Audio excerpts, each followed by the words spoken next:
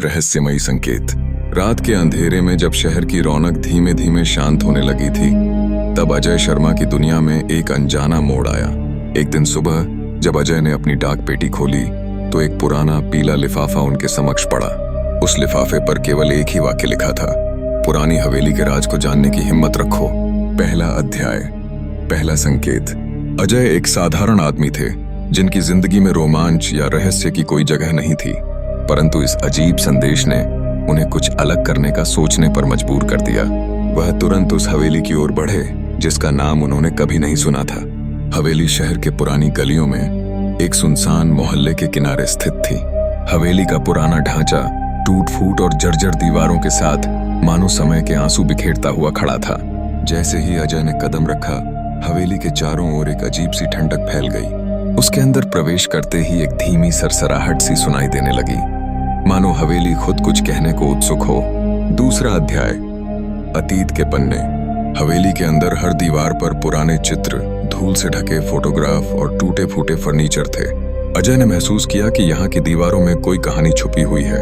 कमरे के एक कोने में एक पुरानी डायरी मिली जिसके पन्ने पीले हो चुके थे। डायरी के पन्नों पर लिखा था, यहाँ हर कोने में एक याद छुपी है, हर दरवाजे के पीछे एक राज। मुझे आशा है कि जो भी इस हवेली में आएगा वह इन राजों को सुलझा पाएगा।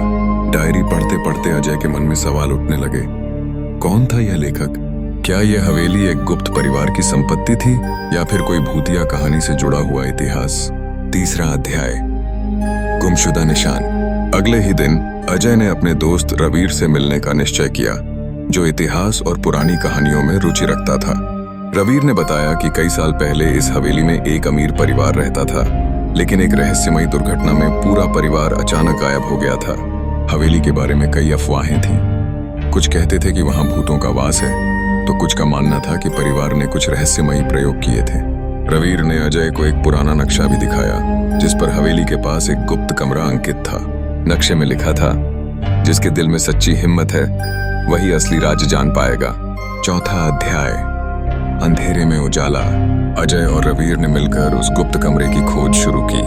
हवेली के तहखाने में उन्हें एक छुपा हुआ दरवाजा मिला जो पत्थर की मोटी दीवार में उलझा हुआ था। दरवाजे के पास एक पुराना ताला था जिसे खोलने के लिए उन्हें एक रहस्यमयी कुंजी ढूंढनी पड़ी।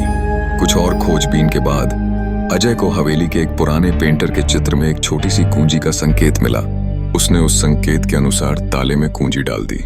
जैसे ही ताला खुला, एक धीमी हवा का झोंका आया और सामने एक अंधेरा कमरा प्रकट हुआ। कमरे की दीवारों पर गहरी लकीरें और पुरानी तस्वीरें थीं, जिनमें से कुछ अब तक बुझी हुई यादों को जगाती प्रतीत थीं।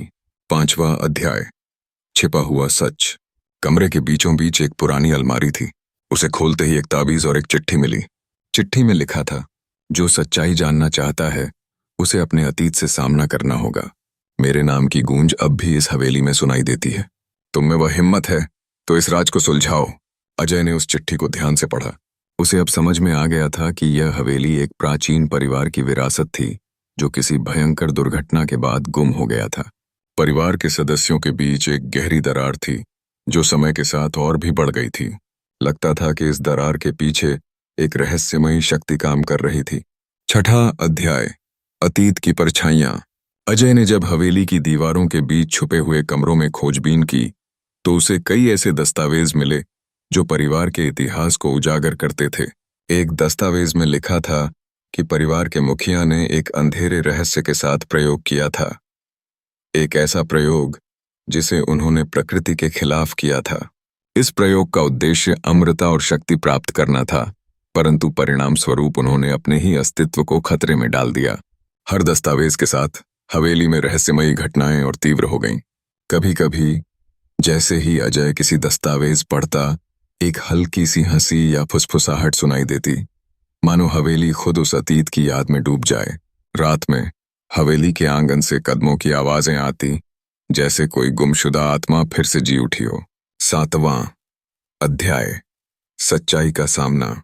अंततः अजय और रवीर ने एक गुप्त कक्ष की खोज की, जहां परिवार के सबसे बड़े राज को लिखा गया था।